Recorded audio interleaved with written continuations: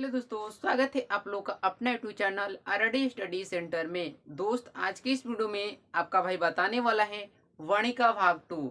मतलब आप तो जानते होंगे दोस्त कि हिंदी का दो गो बुक है। ये दोस्त वाणी का भाग 2 है, जिसका हम बीबीए ऑब्जेक्टिव लग रहे हैं, जो एग्जाम में आना ही आना तय है। ठीक है, ये दूसरा मतलब पार्ट 1 अपलोड हो चुका है। आप लोग नहीं उसे देखा है तो उसको देख ले। ये पार्ट 2 है और इतने ही से क्वेश्चन आना ही आना तय है। अगर नहीं आएगा तो गारंटी देता हूँ आना ही आना तय है।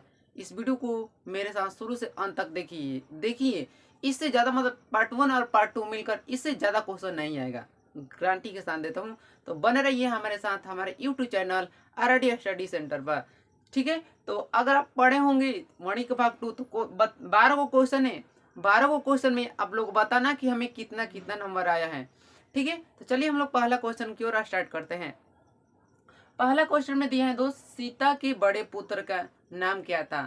सीता तो जानते होंगे ना, ये धरती कब तक घूमेगी, उसी कहानी का ये मतलब मतलब ये कहानी है, धरती कब तक घूमेगी उसी कहानी का ये मतलब क्वेश्चन है। सीता के बड़े पुत्र का नाम क्या था। ठीक है, पहला ऑप्शन में दिया है कि नारायण, बी में दिया है कैलाश, सी में दिया है विकास और डी में दे रखा है बिरजू। दिया है ना, यही दिया है। ठीक है, तो दोस्त सीता को जानते होंगे ना, बड़े पुत्र का नाम क्या था। तो सीता की जो बड़े पुत्र का नाम था वो था कैलाश था। क्या था? कैलाश। तो इसका जो राइट आंसर होगा वो था कैलाश। कैलाश किधर है जी? इधर है। किधर है? इधर है। तो राइट आंसर होगा कैलाश।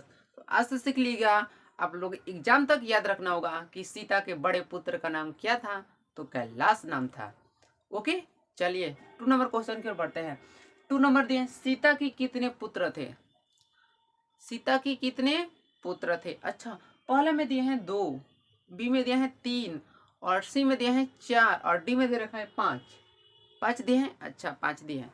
तो दोस्त, सीता के कितने पुत्र थे। तो सीता के पुत्र थे 3 और पहला का नाम क्या था? कैलाश था, जो बड़ा था, है ना। ये इसका राइट आंसर होगा 3। तो सीता के कितने पुत्र थे? तो 3। तो इसका जो राइट आंसर होगा वो होगा 3। कुछ भी हो जाए ना, क्वेश्चन को डट कर सामना कीजिए। आप लोगों को तो सिलेबस बहुत ही आसान कर दिया है, बिहार बोर्ड ने कर दिया है ना। अच्छा, सब लोग बोल रहे हैं हाँ। चलिए 3 नंबर, धरती कब तक घूमेगी। धरती कब तक घूमेगी? जब तक उसका मन करेगा। अच्छा, धरती कब तक घूमेगी, इस कहानी का प्रमुख पात्र कौन है। यह भी पूछ सकता है, या धरती कब तक घूमेगी, इस कहानी का पात्र कौन है। मतलब दोस्त, सीधा सीधा समझिए, धरती कब तक घूमेगी मतलब इन जो कहानी इस कहानी के जो इस कहानी है किसके बारे में चर्चा किए गए, किसके बारे में वर्णन किया गया ना। चलिए पहले में दिया पपाती। पपाती नहीं होगा ना, तो नगर में क्या है? बिना मंगवा। मंगवा नहीं होगा। श्रीमती लक्ष्मी। लक्ष्मी ये भी नहीं हो सकता। अच्छा, तो क्या बचा? D number Sita. तो दोस्त, याद याद रखिएगा, धरती कब तक घूमेगी, इस कहानी का प्रमुख पात्र कौन है। तो इस कहानी का जो प्रमुख पात्र है वह है सीता। तो जिसका राइट आंसर होगा सीता। हो गया सीता। ओके, चलिए नेक्स्ट क्वेश्चन की ओर बढ़ते हैं। नेक्स्ट क्वेश्चन भी दिए, धरती कब तक घूमेगी कहाँ की कहानी है। मतलब जो ये कहानी है धरती कब तक घूमेगी, ये कहाँ की कहानी है। और दोस्त, एक तो बात हमने बताना भूल ही गया, इसकी जो लेखक है, राइटर है, धरती कब तक घूमेगी, इसका लेखक है संवर दहिया। और मैंने एक वीडियो अपलोड किया था जो काव्यखंड काव्यखंड, गंधखंड और वाणिका तीनों को मतलब जो लेखक का नाम और उसके पाठ का नाम सारा चीज उस वीडियो में उपलब्ध है। अगर नहीं जानते तो उसको देख लीजिएगा, नहीं देखेंगे तो। ठीक है, तो इसका जो राइट आंसर होगा मतलब धरती कब तक घूमेगी, इसके लेखक है सांवर दहिया। ठीक है, तो धरती कब तक घूमेगी इस कहानी मतलब कहाँ की कहानी है। देखिए, पहला में दिए बिहार, दूसरा में गुजरात, तीसरा में उड़ीसा और डी नंबर है राजस्थान। ओके, तो दोस्त, धरती कब तक घूमेगी ये कहानी राजस्थानी कहानी है। कैसी कहानी है? राजस्थानी। तो इसका राइट आंसर होगा राजस्थान। चलिए 5 नंबर बहुत ही इंटरेस्ट क्वेश्चन है। इंटरेस्ट क्वेश्चन क्या है आप लोगों को मैं रीड कर बताता हूँ। और एक बात, अगर आप चैनल पर नए हैं तो चैनल को सब्सक्राइब कर ही जाइएगा एंड बेल आइकन घंटी को भी दबा देना, क्योंकि मैं वीडियो अपलोड करूंगा तो नोटिफिकेशन आपके पास चला जाएगा। और वीडियो अच्छी लगती है तो लाइक कीजिए, कमेंट कीजिए और वीडियो को पूरा शेयर कर दीजिए। चलिए 5 नंबर, सीता घर क्यों छोड़ दी। मतलब सीता घर क्यों छोड़ दी। पहला मैं ऑप्शन देकर तब लोगों को थोड़ा सा बताता हूँ। पहला ऑप्शन दिया है भोजन नहीं मिलने के कारण। भोजन नहीं मिलने के कारण। बी में दिया है 50-50 रुपया बात सुनकर। कितना रुपया? 50-50 रुपया बात सुनकर। सी नंबर दिया है घर अच्छा होने के कारण। और डी में दे रखा है नॉन ऑफ दीज। तो दोस्त इस कहानी जो है, सीता सीता के मतलब तीन पुत्र थे। तीन पुत्र थे। तीनों तीनों को जब शादी हो जाती है, इस पाठ में वर्णन किया गया है, तीनों की शादी हो जाती है तो तीनों मतलब इस क्या करते हैं, मतलब तीनों अलग अलग हो जाते हैं। माँ से तीनों अलग अलग मतलब हो जाते हैं। और दोस्त ये कहानी है कि अलग अलग हो जाते हैं। उन तीनों ने एक दिन फैसला किया, मतलब उस कहानी में बताया गया तीनों ने एक दिन फैसला किया। क्या फैसला किया कि मतलब हर मंथ में हम 50 रुपए गए, फिर तुम अगला मंथ में 50 रुपया देना, फिर तुम अगला मंथ में 50 रुपया देना, है ना। यही बात कर जब मतलब रात को समय हुआ, माँ घर मतलब घर ये बात सुनी माँ, तब वो घर जब ये तीनों मतलब उसके बेटे सो गए तो माँ घर छोड़कर चली गई। इस कहानी में वही बताया गया है। तो जो इसका राइट आंसर होगा सीता घर क्यों छोड़ दी, तो 50-50 रुपये बात सुनकर वह मतलब घर छोड़ दी। समझिए जो मतलब इतना मतलब वो कि 12-13 वर्ष उसको पाले पोसे उन लड़कों को, तभी वो 50 रुपया देने की। कहीं तो वो मजदूरी कर देती तो 50 रुपया मिल जाता। नहीं, आज का जो मतलब दिखावा यही हो रहा है। ठीक है, तो आप ऐसा मत कीजिएगा। चलिए हम लोग का जो राइट आंसर होगा वो 50-50 रुपया बात सुनकर। तो राइट आंसर होगा 50-50 बात रुपया सुनकर वो घर छोड़कर चली गई। ठीक है, चलिए नेक्स्ट क्वेश्चन को बढ़ते हैं। नगर कहानी का प्रमुख पात्र कौन है। जो नगर है इसका जो राइटर है वो है सुजाता जी, है ना। सुजाता जी लिखे हैं इस कहानी को नगर। पहला में दिया मगमा, बी में दिया दोस्त दिया है पपाती, अच्छा, और सी में दिया है मंगू, और डी में दे रखा है सीता। सीता नहीं होगा, वो तो धरती कब तक घूमेगी। मंगू भी नहीं होगा क्योंकि मंगू तो 1 चैप्टर का है ना, दही वाली मगमा। अच्छा, मगमा तो होगा नहीं, मंगू तो होगा नहीं। मंगू तो क्या थी, वो तो पागल थी ना, वो भी नहीं होगी। तो राइट आंसर होगा पपाती। पपाती भी थी वो एक ये भी थी, इसको रोग हुआ था, मेनिंजाइटिस रोग हुआ था। मैंने इस पहले पार्ट 1 में बताया था पपाती को कौन सा रोग हुआ था, तो मेनिंजाइटिस। ठीक है, चलिए नेक्स्ट क्वेश्चन 7।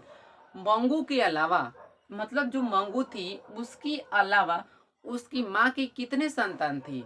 मतलब मंगू थी उसके अलावा, है ना, उसके कितने संतान थे। पहला में दिया है दोस्त 2, दूसरा में दिया है 3, सी में दिया है 4 और डी में दिया है 1। फिर से 2 3 4 1। जब भी ऐसा क्वेश्चन पूछा कि मंगू के अलावा उसकी माँ की कितनी संतान थी, टोटल मिलकर 4 हुआ था, मतलब 4 उसके संतान थी। 4 के अलावा मंगू के अलावा कर रहा है तो मंगू को छोड़ दीजिए, उसके अलावा कितना बचा, 3। तो इसका राइट आंसर होगा 3। ये क्वेश्चन आप एग्जाम में पूछ ही सकता है कि मंगू के अलावा उसकी माँ के कितने संतान थी, तो 3 थी। राइट आंसर होगा 3। हो गया। चलिए नेक्स्ट क्वेश्चन की ओर बढ़ते हैं। 8 नंबर, बहू की दशा क्या थी। बहू की दशा क्या थी। पहला में ऑप्शन दिया मगरमच्छ की जैसा, दूसरा में दिया मछली की जैसा, तीसरा में दिया है समान, मतलब मछली और मगरमच्छ दोनों, और नॉन ऑफ दिस। मतलब दोस्त ये कहानी आप लोग जानते हैं कौन का है। ये कहानी मगमा की है। जब मगमा दही बेचने जाती थी तो उसकी बहू नहीं चाहती थी कि वो मतलब बाहर निकले। वो ना उसकी मतलब उसकी जो बहू थी वो नहीं समझती थी कि ना मगमा दही बेचने जाए गांव में। इसलिए वो उसकी जो मतलब दशा थी वो कैसी थी, वो पर मगरमच्छ की जैसा सोचती थी। उस पाठ में यही बताया गया है। ठीक है, तो क्यों दही बेचने जाती थी, वो घर का खर्चे चलाने के लिए। और जब जाती थी तो वो पीछे पीछे कौन रख देता है, रंगबा। वो क्या था, गांव का जुआड़ी था रंगबा, मैंने बताया था ना। तो उस कहानी में यही बताया गया। तो उसकी रात हम मगरमच्छ की जैसा थी। वो नहीं चाहती थी कि वो घर से बाहर निकले, लेकिन लेकिन उसको क्या कहते हैं ना, पैसा नहीं तो दिक्कत होगा तो कुछ काम करना ही पड़ेगा। आप लोगों तो आप तो सब तो जानते होंगे। तो वो क्या करती थी, दही बेचना शुरू कर दी। सबके यहाँ दही बेचने आ जाती थी, आती थी, मतलब सुबह जाती थी शाम को आती थी, सुबह जाती थी शाम को आती थी, सबके घर दे देती थी। ठीक है, ये इस पार्ट में यही बताया गया मगमा में। चलिए अब क्वेश्चन बचा 9 नंबर। ढाते विश्वास कहानी के प्रमुख पात्र हैं। जो ढाते विश्वास है उस कहानी का सबसे प्रमुख पात्र मतलब किसके बारे में वर्णन किया गया है, उस ढाती विश्वास में किसके बारे में चर्चा किया गया, उस व्यक्ति का नाम क्या है।